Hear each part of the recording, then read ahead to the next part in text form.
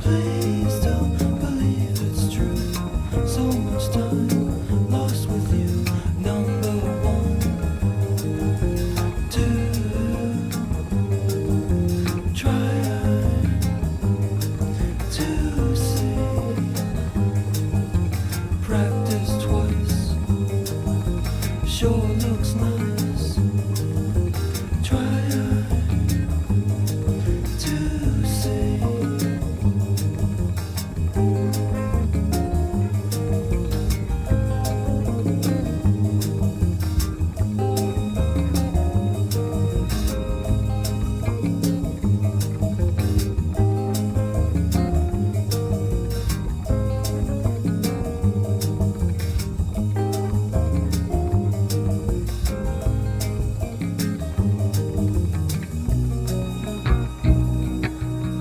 Don't be late all the time. Don't be late all the time.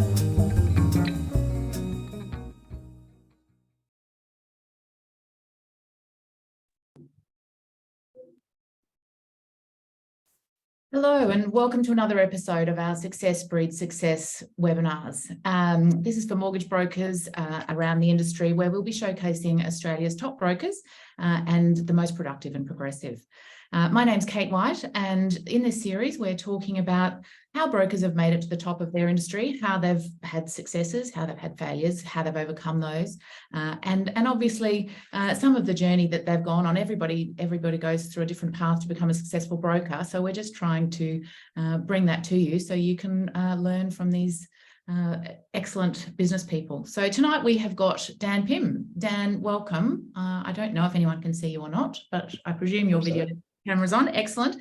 Dan is the Director of Loan Market Double Bay.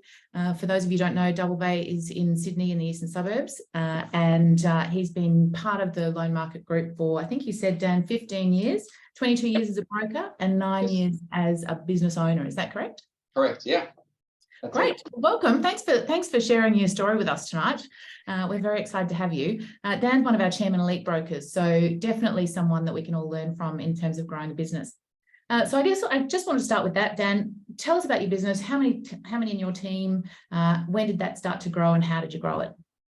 So we've got two businesses, two loan market franchises. The one at Double Bay, we've got 4 salaried staff. In Sydney, we've got further 2 commission brokers, your self-employed brokers, and we're also supported by another 2 staff in Manila who do all our back-end processing. And in Erskineville, my business partner Tommy runs that with a full-time assistant, another Manila assistant, and we're desperately trying to hire him another person to help him grow. Right, a local person or another offshore? Local, yeah. Right. Yeah, Right. So Tommy's got basically got more leads than he can handle. He's in Erskineville's a part of the market that, despite the high rates, they're still really busy. I think like last weekend, the Ray White there had 700 people through their open homes. So Wow. Tommy, he can't keep up, and he needs like a junior broker to come in and yeah, help out. Yeah, right. And how are you going about finding staff? How have you found the ones you've got so far? It's actually been really interesting to hire at the moment and to interview people. I think a lot of people have sort of bounced around from different jobs, whether they've come straight from the bank or whether they've gone to work for a broker. You know, it's actually really interesting. A lot of them are sort of trying to find their home, and for reasons that are outside their control. You know, like they might be somewhere that's no longer busy. They might have a work for a senior broker that doesn't provide any support or just expects them to just sort of, you know, come in and make an impact. So there's some really good candidates out there. Yeah. Yeah, great. And are you advertising directly? How are you attracting candidates? Actually, it's Loan Market are doing it all for us. Oh, yeah. fabulous. Yeah. So it's cool. Great. So I just wanted to touch on some of the milestones you've reached recently. So in the last year, you settled $260 million in loans. That's phenomenal. 242 actual loans. Is that correct? Yeah. And in the last 3 years, your business has grown over 250%, which is phenomenal. Congratulations. Thank you. You've got, as you talked about, you've got a team of people, some of who you've moved into more senior roles. We'll talk a bit later on about how you've done that and what your management style is and how you like it, actually, managing people. You've won multiple awards and been nominated for many in the last few years, 15 since 2017, I believe. But the thing that I'm actually most gobsmacked by in your business is your NPS score. So you have 100 is your NPS score. I didn't even think that was possible. But how have you done that? And you've got a trillion Google reviews, 200 and something, is that right? Yeah, we've got 230 Google reviews. I mean, I think our NPS has been plus 100 for a couple of years now. Wow. I think we've got a really good process. So we've actually documented our process. We use a system called Trello, and that sort of systemized approach is how you provide, a great level of service. So from the very start of the process, we've written down every single thing that needs to happen all the way through to settlement and then through annual reviews. But actually, like kind of what's happened is like the industry has gone away from these one-man brokers. That's why I basically become successful, because I actually started to realize I needed help. And so it's such a big job, and it's not very productive if you're working on your own and you do everything from the client interaction to the data entry, to the pricing approvals, to sitting on hold for an hour with the banks, to prospecting. Like it's too broad. And so what I've done is sort of chunk up that whole process. Like, no, I'm not the only one that does it. A lot of brokers do. And when you have like a more narrow role, and that's like you just own it, you get really good at it and make less mistakes. And the clients sort of benefit at the end because we can sort of deliver a high level of service nearly all the time. And obviously with 100, that's every time. I hate to tell you, that's not nearly. So with that process you're talking about, so you're saying you don't look after a customer from woe to go. Which part of the process do you do, and then when do you hand that across to like the next? It's really changed. Yeah, I mean, my process used to be I used to talk to all the clients, prepare all the documents. I thought I had to do everything. So from the broker notes to the servicing, and I scrutinized all the documents. And then what I'll do is I'd hand it off to, like a client service manager, someone with credit experience who would actually do the data entry. And that was a good way to grow from my first staff member. But from there, you get busy again. So you put on a second, customer service manager. So you've got two people that you're handing applications to do all the data entry. But like from there, like the next step is, if you've still got too many people to talk to, you actually need someone to step up and also be a broker working for you, because you need someone to also have those sales calls. And like through COVID, I was sort of, in charge of sales, and I had, like one assistant and one person in Manila, and you just burn out like that. So what I did was I changed it. So now I'm still, I suppose that in sales, I'm supposed to, I'm like the face of the business. So I like to talk to all the new clients. But I really hand it off really early now. And I have 3 senior staff in Sydney that are brokers that will then run the application. So I think I'm really good at talking to clients, and I'm really good at understanding what they want and what's the best option. So that's like the key piece that I do. But the implementation I hand off to my team in Sydney, and they're even really assisted by Manila, because these days there's so many requirements and so much documents required that it's quite a laborious data entry process. So the Manila team create all our client files, put all the data in there, and it's my brokers in Sydney that just sort of proofread everything and make sure it's perfect before we hit submit. So that's how we've grown, and that's how I've tried to maintain my sanity, like with a growing business and responsibilities and stuff like that. Yeah, absolutely. So I can imagine a lot of brokers on this call listening to you and saying, "Well, yeah, that's all right. He's this certain size business." But most brokers that I speak to struggle to know when to put on the next person. They think, well, I want to make money for myself. I don't know when my business is big enough to put on. The first person is actually the hardest, and then gets progressively easier. But what would be your advice to people who are thinking, God, when should I be doing that? What's the turning point to go, okay, right, now's the time you actually need to get someone? There's a couple of metrics you can use. I mean, I sort of try to grow my business based on my trail income. So as my trail income grows, I've got more capacity there to take another risk. So, you know, you take one risk at a time. And so when I knew that salary was going to be covered or mostly covered by my growing trail income, then I thought that was a good time to take the next step.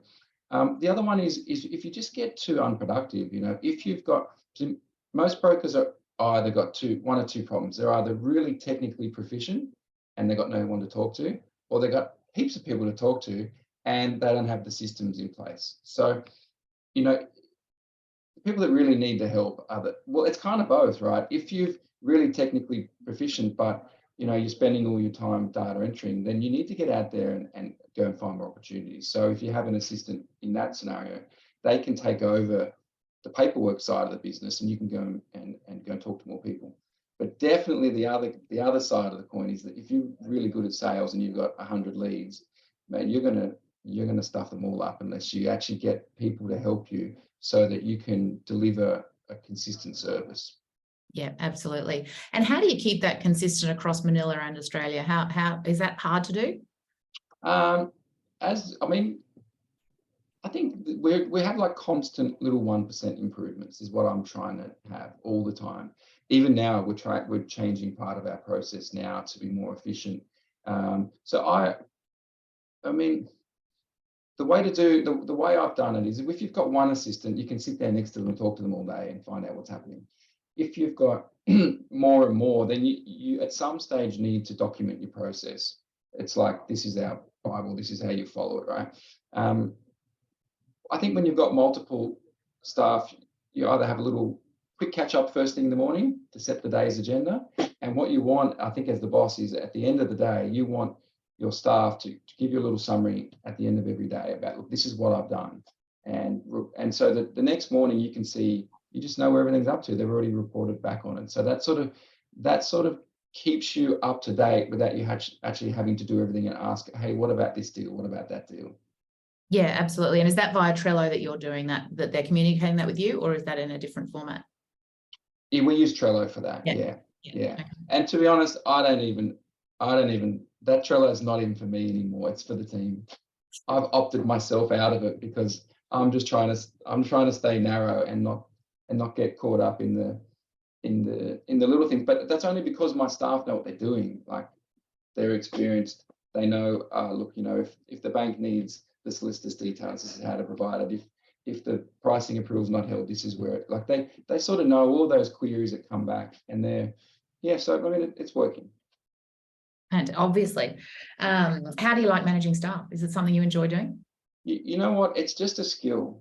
It's like people say I can't do it, or I can't let go. I have to do everything myself, and they just think that it's not within them. It's just a skill. No one's like, I'm not like a born leader. I'm not, you know, I am a leader of my team, but like, I think if you just treat people how you want to be treated, and if you help them understand what their role is and just give them a bit more time, like, it's actually frustrating it can be really frustrating to train staff, and people make mistakes, and we learn by our mistakes, but at the same time, you really can't make mistakes when you're lending millions of dollars to people. So it's a skill that needs your effort.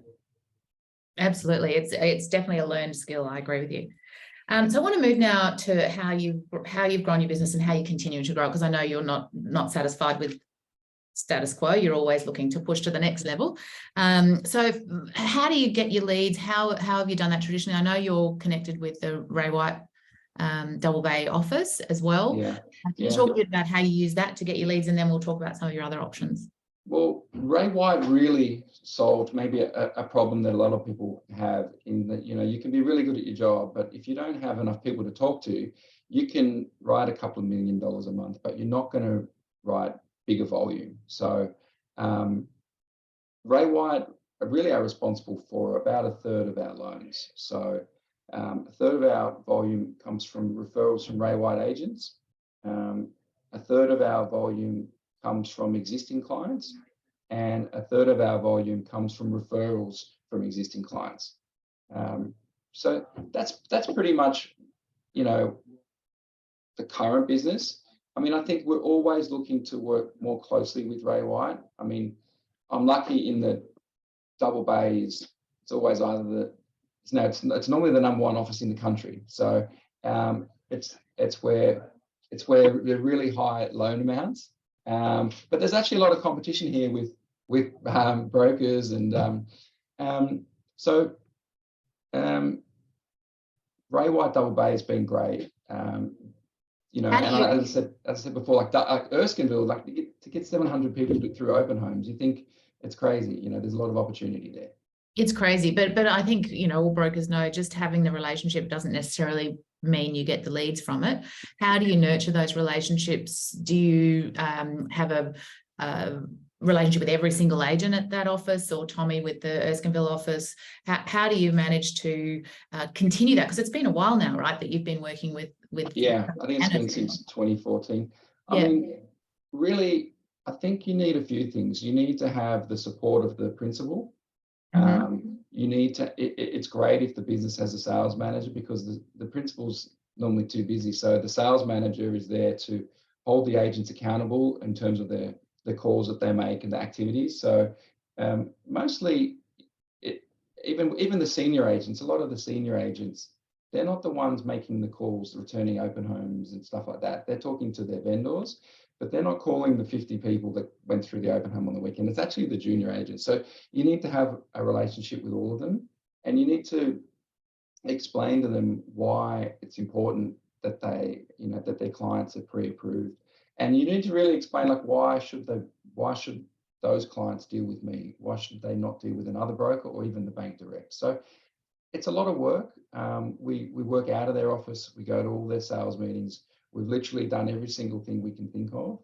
But at the end of the day, if the agents that are having these conversations just say, hey, have you got a broker, or have you got your finance approved? If they just ask that one little question, that's going to solve a lot of problems, because that's an easy referral. If the client either has a broker they're not happy with, or doesn't have their finance pre-approved, or is talking to a bank and maybe just wants a second opinion, or not happy.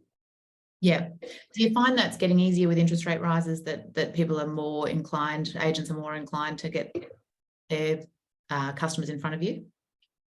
Yeah, I mean, it's interesting, right? Like, when the last few years we've been so busy that even if the referrals weren't perhaps as strong then, it's because the agents had opened up their first open home, the asking price would be $1 million, and 10 people would offer 1.1 million, and they'd all have their money. When rates are 2%, it's easy. It can be easy, but we were really busy. But at the same time, now rates are 5.25%. A lot of people don't qualify, and I think we can add a lot of value by just helping clients get themselves in the right position. I mean, it's just like it's just sort of constant work. I mean, I think as well, if agents are out there listening, if your client goes to a bank, they don't know what the bank officer is going to say. They don't know if they're actually qualified, if they know what they're doing. But I mean, we've been around the traps for long enough that they know that we know every single way to do something. We've learned by all our mistakes in the past, and if there's any way that this client's able to buy the property, we're going to give them that right advice. Yeah, absolutely. But I think what you said there is really important, is that it's the consistency, isn't it? It's continuing to grow that relationship and nurture that relationship. It's not a set and forget kind of a relationship by any means. Yeah, and I hear that from other principals too. Like a broker will come in, they don't have any clients, they do a lot of business with that agency, Ray White or not, and then the broker gets busy, and then the broker neglects the relationship, and then the agents sort of get annoyed and be like, well, you needed me at the start and now you don't need me. So you've got to have the resources there to provide the service, good times and bad. Yeah, absolutely. Which goes back to the growing the team, right? That you've got to be looking at the chicken and the egg with where the leads are coming from, then being able to service it on the back end. So you're not letting your referral partners down. You just honestly, I just think the industry, like I've been a broker 22 years, maybe the first, whatever, 14 years I was on my own with no support. So the industry has come from that background, and but it's really gone beyond that now, and you are not effective. I mean, I don't think you could be effective to do that anymore. If you just want to write 1 to 2 million a month, that's cool. You can do that from home. But if you want to build a business and you want to, stand out from the pack, you really have to get support, because you're not going to be able to just turn things around like we can. Yeah, absolutely. Couldn't agree more. So then I want to talk about marketing, because I know you do a lot of marketing for your business and for yourself. Can you talk us through what you do, why you do it, what's worked, what hasn't worked? Yeah, I mean, I think like 4 years ago, maybe 5 years ago now, I just sort of got annoyed that I was neglecting that part of the business. And it was like in the too hard basket, there was too much to understand. And so, but I just got annoyed enough one day that I'm like, you know what, I'm going to solve this problem. So, initially we outsourced all of our marketing to an external agency. And to be honest, like loan market in the last few years have really stepped up, and there's only one part of my marketing that I do external, and I know Loan Market's about to launch a product that take care of that as well. So, I mean, I think the thing for marketing is, like, I don't even look at Facebook or any of that sort of stuff, right? But if you're posting content regularly, then you become top of mind. It doesn't have to be like the most catchiest, Super Bowl halftime ad ever. It just has to be there. People say, oh, okay, I've seen this guy before, he keeps popping up. Or what it actually does is all of my existing clients that are happy with our service, that we're connected with on LinkedIn, for example, they see the content and they remember. And then when their friends are talking to them, they're like, oh, that's right, Dan did my loan. So it's just posting and being consistent that helps. So I think that has led to a huge increase in the calls I get from people, just like, hey, someone gave me a number. I'm thinking, wow, what? I'm getting a lot more of those calls, and it's just because we're consistent with the marketing. So Loan Market do a stay in touch program, which is really helpful. So for all of my clients, for the birthdays, fixed rates expiries, interest only expiries, every single year for the annual review, Loan Market has an automated program. They have another one called Nurture, which is for clients that are in our database that either haven't proceeded, or not quite ready, just to send them periodic stuff as well. I mean, we do it. There's a monthly newsletter. Loan Market shoot videos for us, like with us in it, that they can post on all our socials. So that's that Be Seen program. Loan Market do all my Google homepage, Facebook, Instagram, and I just use an external agency for LinkedIn. Right. So you're doing paid ads and organic posts on Facebook and Instagram, is that right? I think it is, yeah. Yeah. I think it is. Do you know what? Like, I tried it. I've stopped being on top of everything. It's just impossible. So it works. I just leave it to Loan Market to do for me, to be honest. Yeah. Well, I think that's the point, though, isn't it? Is that you're busy. You're writing $240 million in loans. So you haven't, and marketing isn't your expertise. So it's good to have some help in that regard, I imagine. Yeah, exactly. So when you say you get people calling up, is it about, it's not so much about someone ringing you and saying, hey, I saw you on Facebook. It's about people having that recognition. So when they are ready, they're going to come and talk to you. Yeah, I mean, that's really what happens. Yeah, I mean, it's like, hey, my friend, you organised their loan. They told me to call, and we're getting so many more of those. And I'm thinking, look, it has to be because we're appearing in their feeds, whether it's LinkedIn or Facebook.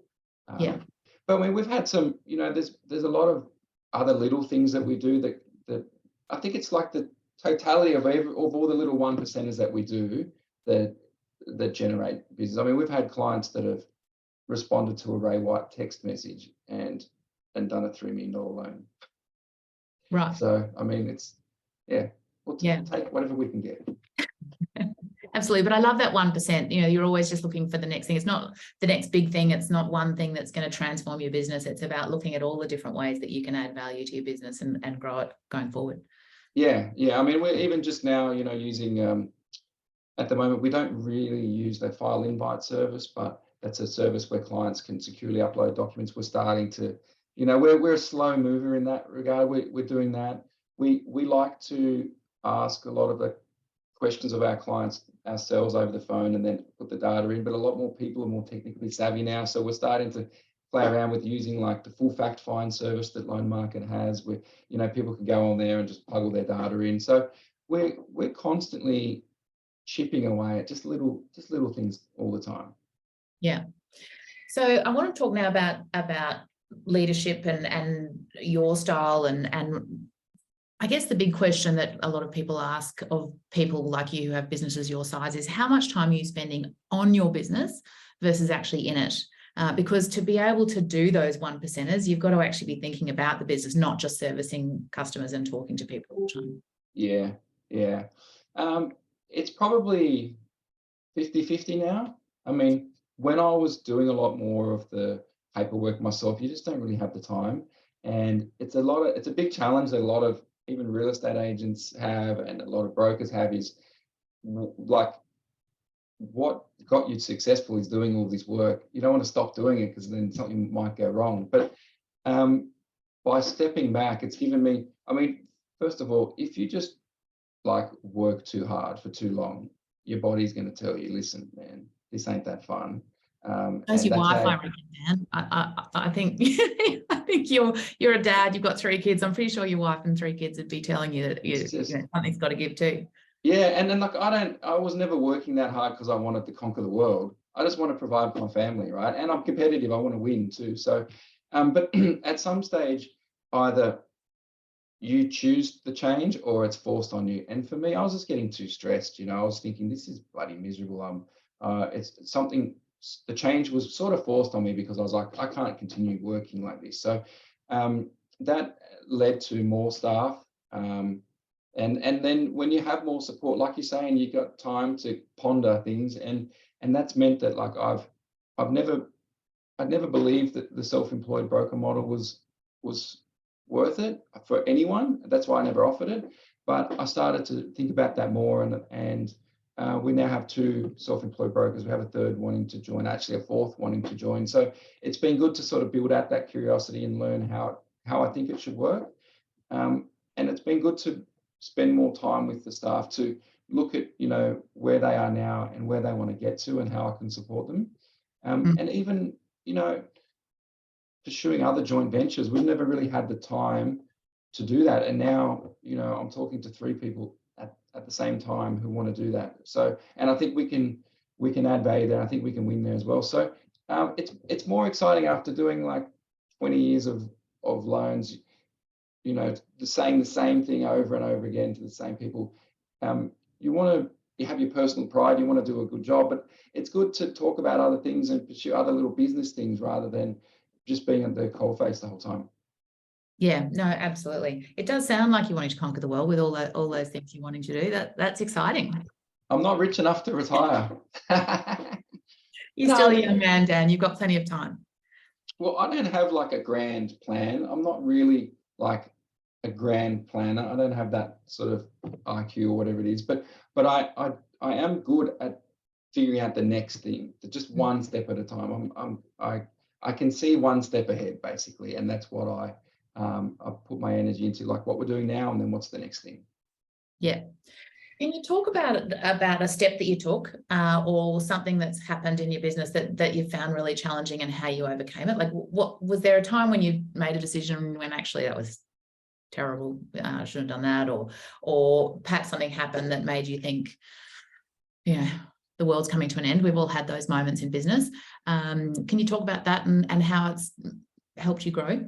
Yeah, I mean, I think my staff know that I tell them to get paranoid early, like think the worst early, right? Because what happens is a lot of times with like loans, you give the lender the benefit of the doubt, or you assume that something's right, or you don't check the policy, or you know you're not following up as enough. And what happens is over time you get burnt, and then so now when something's not absolutely perfect, I say to my staff, you better call the bank and double check that specific thing that could go wrong. Because sure enough, when it goes wrong, if you didn't check it, that's when the staff are like, oh, that's why you're so, like, not paranoid, but that's why you're so diligent about getting all those little things right. So definitely in the past, I mean, if you do this long enough, things go wrong. Things can go wrong. For me, if we ever make a mistake, you just got to own it and apologize, and then fix the problem so it never happens again. So I think like I said before, like, we're not perfect, but we've fixed a lot of problems and they won't happen again. So that's why things are running pretty well. But I mean, like in the past, like, I was really kind of underachieving. Like, honestly, like, there was years there where I would settle 18 million, 20 million, 22 million a year.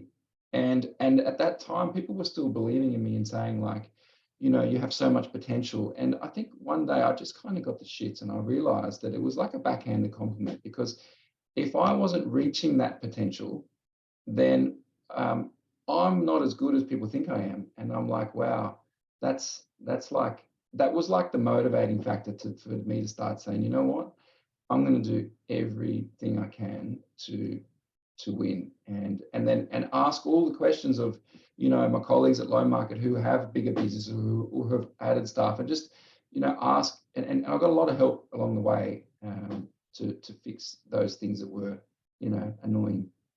Well, we all need help from time to time, but it's great you've got a network that you can rely on and people you can call to help you with those things. Yeah, It sounds like you're that for the people within your team as well. Yeah, and I mean, I do that for other loan market brokers if they want to, come over, have a cup of coffee, and ask, these technical questions about not loans as such, but just like business stuff. And I know that if I call any of the chairman's business owners who have great businesses, say, hey, listen, can I just pick your brain for a minute? They can do that too. And I think we take that for granted in loan market, because a lot of the other sort of maybe not like non-branded aggregators, I just don't feel there's that camaraderie there. I don't feel like there's that support network either from the aggregator or from the other business owners that you just don't know even exist. Yeah. Oh, sorry, Mum, beeping all over the place. That's a really good point about the support, and I do feel like that's a big thing. Quick question on that: why did you decide to be Loan Market branded instead of Dan Pym Mortgages? Well, like back in the day, I started when it was Ray White Finance, and then they became Loan Market. And I was a little bit dirty at the time. I was like, listen, I love being Ray White Finance. I'm in a Ray White office. Like, why would you do this to me? But really, Loan Market, the brand, has a broader appeal, and I think for Loan Market, it's attracted a lot more brokers. And actually, I know that even Loan Market allowing people to trade as their own brand has been really good as well, because a lot of people do want to have their own brand. But for me, it doesn't have to be like Dan's Home Loans. Like, I don't need that. I mean, when you look at the support that I get from the website, from the hundreds of pieces of marketing I can use, from all the support that's there, I mean, it's a benefit, not like a hindrance to be Loan Market. Yeah, right. That's good news. Yeah. I've had a question come in from the audience to say, to ask how you've attracted the right business partners or people into your business, and have you made any mistakes in recruitment or in partnerships that you think you had to rectify? I was a bit skeptical about a business partner, because I've been burnt before, like a lot of people. I've been taken advantage of, before joining Loan Market, and and it's cost me years of my life. And it's like, geez, I'm pretty reluctant to go and get into a joint venture with business partners. But I think I came to work at Ray White Double Bay for a couple of years, and I got to know the directors and they got to know me. So I think that's you don't have to jump into bed straight away. You can get to know each other first. I think that's a really good thing on the JV front. With staff, I mean, you're going to make mistakes. You're going to have people that don't work out. And I think you just know when something's working. I mean, the first thing is, it's really hard for me. I can interview someone and they could interview great, but really you're going to find out within about the first 2 months of them working there, are they really, or did they just interview well, or did they, are they actually, or do they really want this? Because you can see, all I really look for when anyone starts, I just want to see effort, because I'll train you, I'll give you opportunities, and I'll explain how we do things and why. But you just need the effort, and then just attendance, like just keep turning up. That goes a long way. If you really try and you really care and you keep turning up and you actually want to get better, then that's how you win. And I've been, I won't say lucky, but my business partner Tommy, that runs Erskineville business, he started as a customer service manager for me, and I think a lot of people, they want a chance, but you have to, as a boss, you have to recognize that the people that are performing, you have to give them somewhere to go. You're not going to keep a gun customer service manager if they aspire to more than that, if you just keep them in that role. So you have to have a pathway for them. And I think a lot of, my perception of the industry is there's a lot of talented people out there that want another opportunity, but they just don't have it. Like they're not being given it. And so for me, when I hired, say like Tommy, for example, started as a customer service manager, but he was a gun. I knew it within 3 months, promoted him to junior broker. When I promoted him to senior broker, I gave him his own support staff. And then he's now my business partner in Erskineville, director and shareholder. And so that's a really good thing to replicate, like to start off and to have an eye on where they are now and where they can go next. And with every single staff member that I have now in every role, I know where they are now and I know what they can be next, and they know it too. Wow, that's awesome leadership. You mentioned luck, and this is my final question, but if anyone has any questions, please pop them in the group, in the chat feature on the app. How much of your trajectory so far is due to luck, and how much is skill? I don't think it's luck. I actually don't believe in luck for business, really. Like there's, you can hit a lucky basketball shot or golf shot. You can get lucky, you can win lotto, but that feeling that that your only way to be successful is through luck, that's false hope, in my opinion.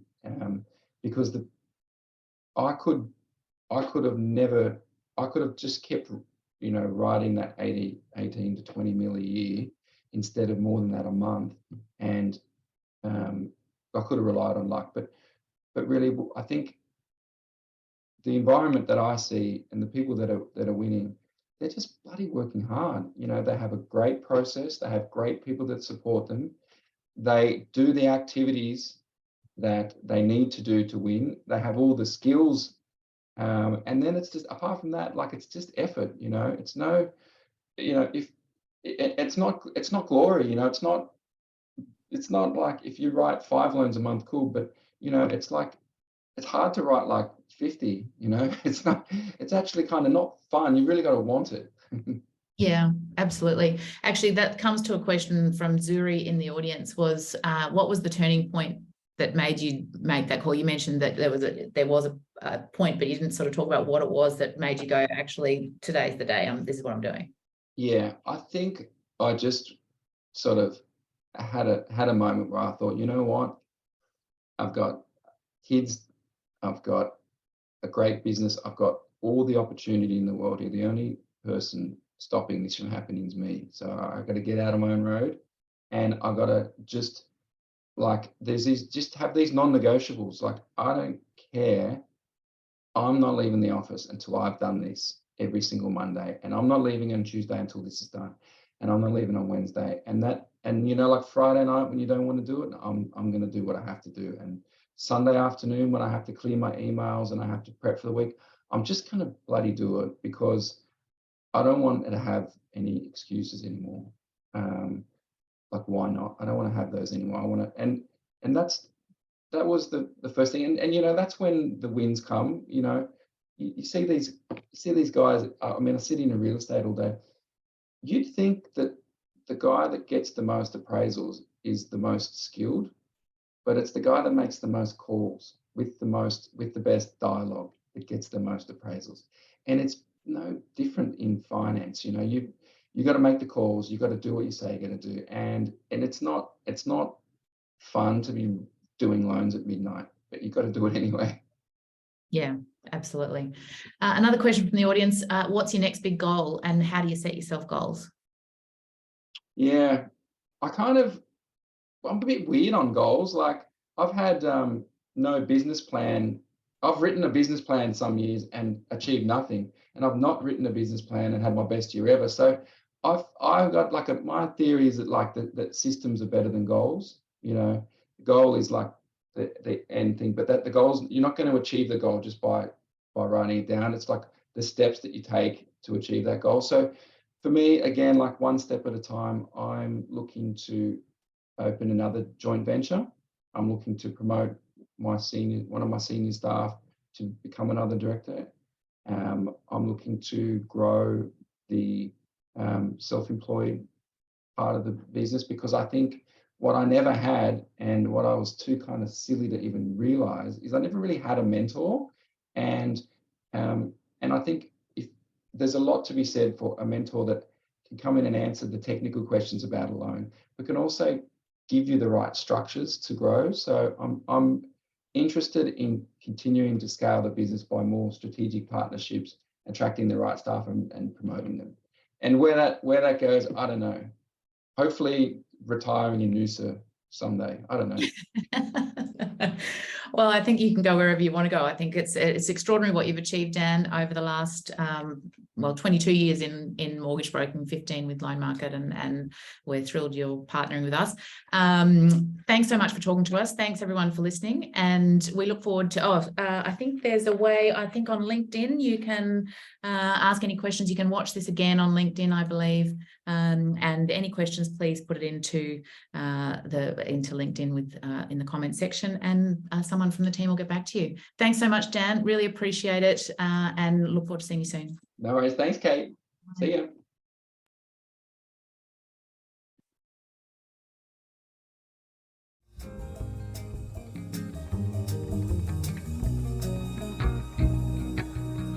Don't be late.